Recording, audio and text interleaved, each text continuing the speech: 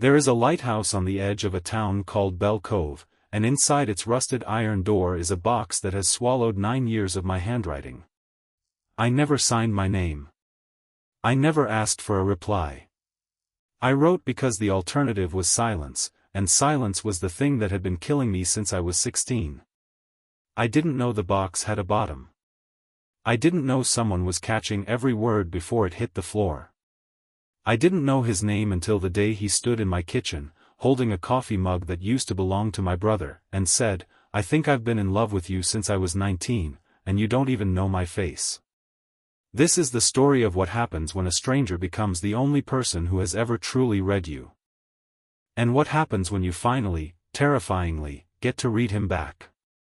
Bell Cove was the kind of town that existed on postcards more than on maps, a crescent of gray sand, a fishing pier missing 3 planks, and a decommissioned lighthouse the town council never had the money or the heart to tear down. Kai Ellison had grown up in the shadow of that lighthouse.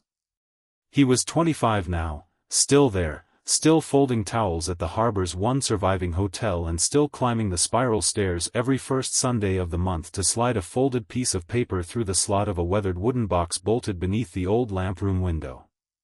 The box had a name, hand-painted in flaking gold, the Quiet Lantern. It was a relic from a program the town's former postmistress had started decades ago, a place where anyone could leave a letter addressed to no one, and once a month, a volunteer mail carrier would collect the letters and send them, unopened and unread by the town, to strangers listed with a grief and outreach charity 3 states over. People going through loss. People who needed to know someone, somewhere, was thinking of them without wanting anything back. Kai had written his first letter the week after his older brother Dev drowned trying to save a tourist's dog in a riptide. He was 16. He hadn't been able to say a real sentence out loud in 9 days. But he could write one, fold it small, and feed it to a box that would never look him in the eye and ask him to be okay. He kept writing. Even after the grief dulled into something he could carry instead of something that crushed him. Even after he stopped needing to. It became a ritual, a place to put down the parts of himself he never said aloud, his fear that he'd stay in Bell Cove forever and it would swallow him the way the ocean swallowed Dev, his loneliness, the ordinary ache of being 25 and still waiting for a life to start. He never once wondered who read them. He had no way of knowing that 400 miles away, a boy named Theo Marsh had once opened an envelope with no return address, in the middle of the worst year of his life, and felt, for the first time in months, like someone had reached directly into his chest and understood him. Theo Marsh was 19 when the first letter found him. He'd been paired with the Quiet Lantern program by a grief counselor after a car accident that killed his younger sister and left him with a shattered collarbone and a guilt he didn't know how to survive. The counselor said, "Sometimes it helps to hear from someone who owes you nothing and wants nothing. No performance. No pity. Just a voice." Theo had expected to read one letter and forget the whole thing. Instead, he read, "I don't know if grief ever leaves, or if you just learn to build a house around I and live there anyway. I hope, wherever you are, you're building something that doesn't feel like a cage." He read it 11 times that night. The letters came once a month for years after that, sometimes 2 pages, sometimes 4 lines. He never learned who wrote them. Program rules were absolute, no names, no addresses, no replies. The letters were meant to be a mirror held up in the dark, not a conversation. But Theo kept every single one. He filed them by date in a shoebox, then a drawer, then eventually a small cedar chest he bought specifically because it felt like the letters deserved somewhere that wasn't cardboard. He became an architect, restoration work, mostly, buildings other people had given up on. He told himself it wasn't because of the letters. He knew that was a lie the day his firm handed him a coastal preservation contract for a lighthouse in a nowhere town called Bell Cove, and his hands went cold before his mind caught up to why. He'd read a return address once, only once, on a torn corner of packaging the charity had accidentally forgotten to remove. Bell Cove. He told himself it was a coincidence. He signed the contract anyway. Kai was cleaning gutters outside the hotel when the truck pulled into town, dust-colored, hauling a trailer of surveying equipment, driven by a man who parked like he'd never once worried about being in anyone's way. Theo Marsh stepped out into the salt air and looked up at the lighthouse the way people look at something they've thought about longer than they'll admit. "You lost?" Kai called down from the ladder, more out of habit than curiosity. Theo looked over, shading his eyes. He was tall, sharp-jawed, dressed like a man who worked with his hands but had also, at some point, learned to speak in a boardroom. "Depends who's asking. I'm here for the lighthouse restoration." "That old thing? Town's been trying to get funding for that since I was in high school." "Well." Theo smiled, and something about it sat oddly familiar in Kai's chest, though he couldn't have said why. Funding finally showed up. "I'm Theo." "Kai." He climbed down, wiped his hand on his jeans before shaking Theo's. "You're gonna be here a while, then." 8 months, give or take. Theo's eyes moved, involuntarily, toward the lamp room window near the top of the tower, toward the box he hadn't seen in 9 years except in memory. "Maybe longer." Kai didn't notice the way Theo's jaw tightened as he said it. He had no reason to. He had no idea that the man standing in front of him, asking directions to the town's one decent diner, was the same Silence he'd been writing to since he was 16 years old.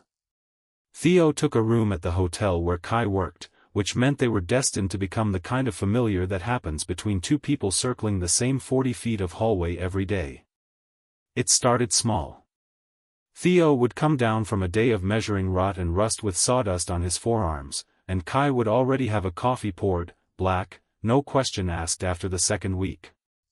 Theo learned Kai hummed old radio songs under his breath when he thought no one could hear. Kai learned Theo went quiet, not sad, just far away, every time the tide came in loud enough to hear from the porch. "You ever lose someone to the water?" Kai asked one night, the two of them sitting on the hotel steps with the lighthouse blinking its slow, patient rhythm above the rooftops. Theo's throat moved.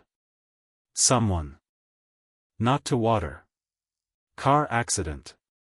My sister." He hadn't planned to say it. It came out anyway, the way things sometimes did around Kai, easier than they should have. "I'm sorry." Kai didn't reach for platitudes, didn't fill the silence with noise. He just sat with it, the way Theo had once wished, 9 years ago, that someone real could sit with him in the dark. This is going to sound strange," Theo said slowly, "but I had someone who helped me survive that year. I never met them. Never will. Anonymous letters, through some grief program. I don't even know if they're alive anymore." Kai went very still. "That's not strange," he said quietly. Actually, we have something like that here. Old town tradition. People write letters, no names, and they get mailed out to strangers who need them." Theo's coffee cup stopped halfway to his mouth. "It's at the lighthouse," Kai added, not noticing the way Theo's knuckles had gone white around the ceramic. "Little box under the lamp room window. I've been writing to it since I was 16. The ocean roared on, indifferent, while Theo Marsh sat frozen beside the boy whose handwriting he could have identified blind, in the dark, after 9 years. Theo didn't sleep that night. He told himself there were 100 reasons to say nothing.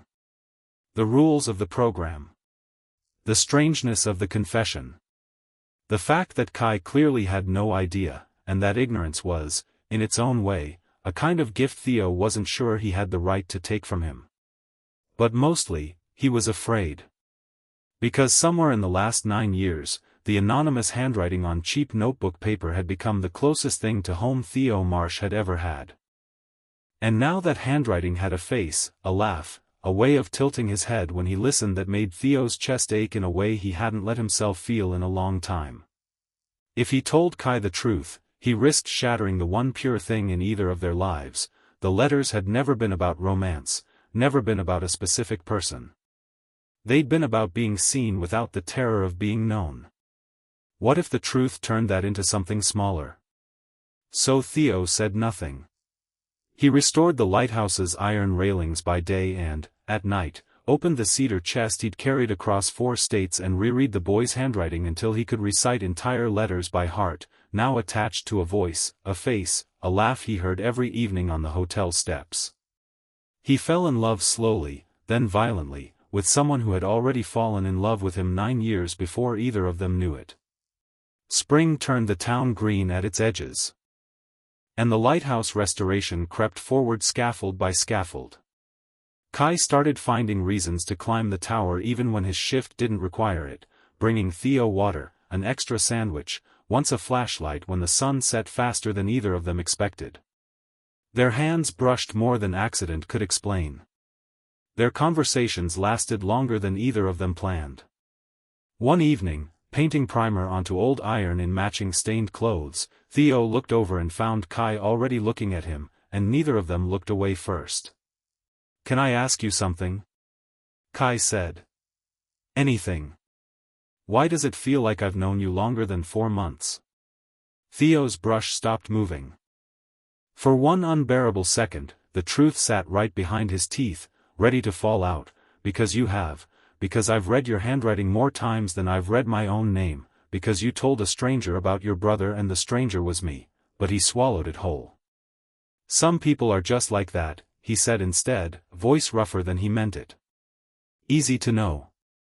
Kai smiled, and it was the kind of smile that made lying feel like the cruelest thing Theo had ever done. That night, alone, Theo wrote his first letter back, knowing full well the rules forbade replies, knowing full well he had no way to deliver it, knowing he needed to write it anyway just to survive the ache of loving someone in 2 directions at once. "I know you now," he wrote. "And I am so afraid that knowing you will cost me the only thing that ever made me feel less alone." It was Kai's mother, of all people, who broke it open. She came by the hotel to drop off leftovers and spotted Theo through the window, laughing with her son over something on his phone, easy as breathing. She'd known Theo's name for exactly 11 seconds before her face changed. "Marsh," she said slowly. "You're the boy from the grief charity conference. The one who spoke about the letters." Theo's stomach dropped through the floor. "You did a talk," she continued, oblivious to the way both young men had gone rigid. 2 years ago, at that outreach fundraiser in the city, my sister-in-law dragged me. You talked about a program that saved your life after your sister passed. Little coastal town. I thought it sounded familiar even then." Kai's eyes moved slowly to Theo's face. "You said you never knew who wrote them." "I don't." Theo's voice cracked on the lie even as he said it. "You said you'd never know," Kai repeated, quieter now, putting pieces together with the terrible speed of someone whose whole life had just rearranged itself in real time. "But you knew this was Bell Cove. You knew about the quiet lantern before I ever told you." The silence that followed was the loudest thing either of them had ever heard. "Kai. How long have you known?" Kai's voice wasn't angry. It was worse than angry, it was hollowed out, betrayed in the specific, quiet way that only happens between people who trusted each other completely. "How long have you known it was me, and let me sit next to you every night thinking I was talking to someone new?" Theo opened his mouth. Nothing honest enough came out fast enough to matter. Kai walked out into the dark, and for the first time in 9 years, he did not go up to the lighthouse. Kai stopped climbing the tower. He still worked at the hotel, still nodded at Theo in the hallway, but the ease between them had curled up and gone somewhere neither of them could reach. He told himself it was the lying that hurt, and it was, but underneath that was something rawer, the fear that everything real he'd ever put into those letters had been witnessed by someone who then chose, deliberately, to stand beside him in silence and let him fall in love with a stranger a second time without knowing it was the same person. He felt exposed in a way he'd never felt before. Every private grief, every fear about staying in Bell Cove forever, every 3 a.m. confession he'd folded into an envelope believing it would land on someone who'd never look him in the eye, Theo had read all of it. Theo had kept all of it. And said nothing. Theo, for his part, buried himself in the restoration work, replacing rusted bolts with something like penance. He understood, with brutal clarity, that his silence hadn't protected the letters. It had turned something sacred into a secret, and secrets, unlike letters, always eventually cost someone. He almost left. He drafted the transfer request to hand the project to another architect at the firm. He got as far as the parking lot with his bag over his shoulder before he stopped, staring up at the lighthouse he had once told a 19-year-old version of himself he wanted to stand inside someday, back when it was only a word in someone else's handwriting. He couldn't leave it unfinished. Not the tower. Not this. Kai spent 3 weeks avoiding an answer to a question he hadn't let himself ask outright. What was he actually grieving? Not the lie, exactly.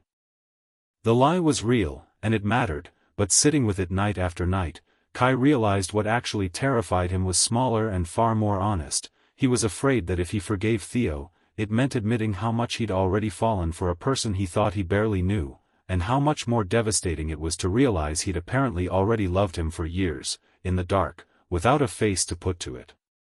He went back to the box. Finally, on a Sunday he almost skipped. He didn't write a letter to a stranger this time. He sat on the floor of the lamp room with his knees against his chest and, for the first time since he was 16, let himself cry over something that wasn't only Dev. I don't know how to be brave about this, he admitted to no one, to the empty tower, to the ocean outside the cracked window.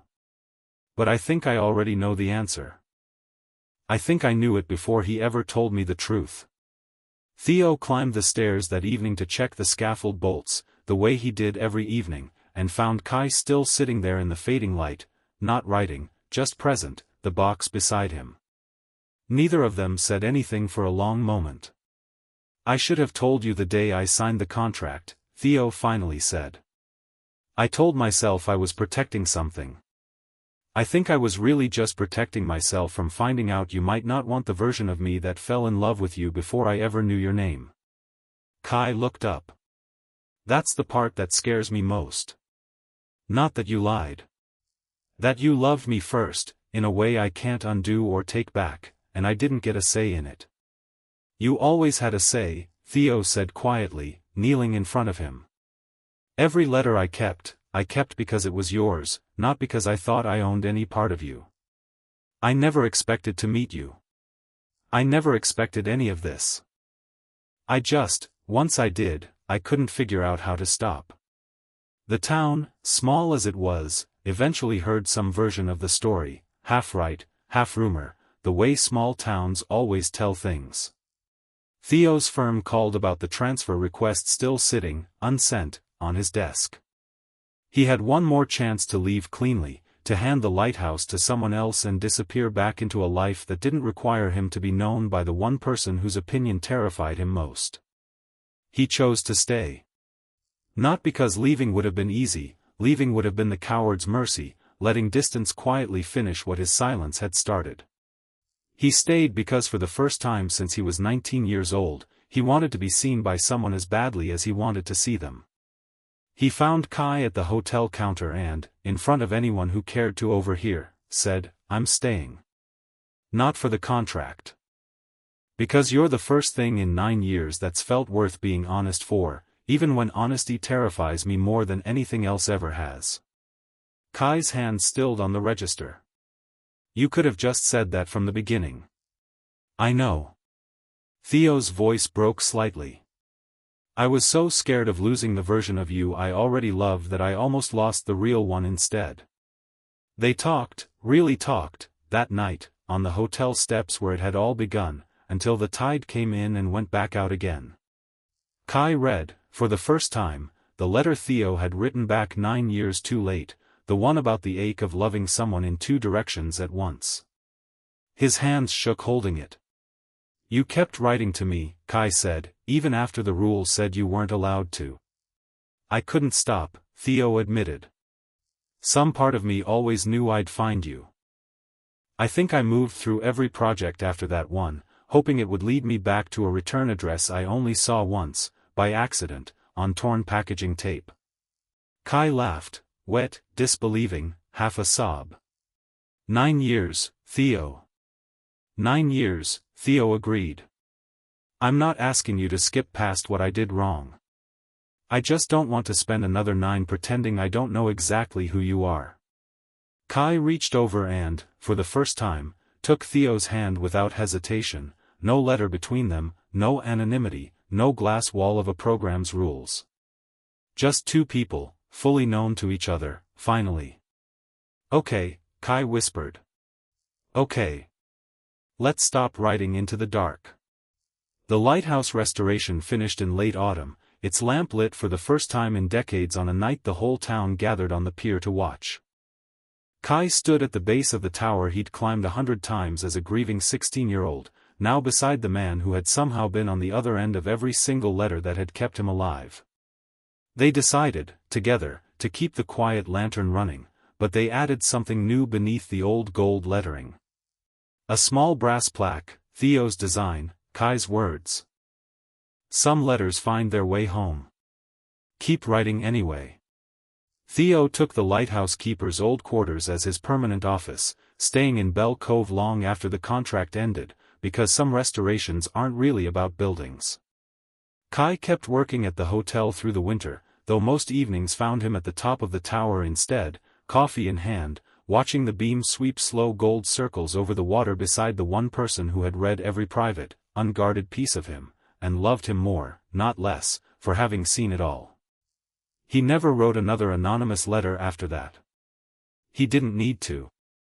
He had, finally, someone to say it all to directly, and someone who, for 9 quiet years and for all the years after, had never once stopped listening.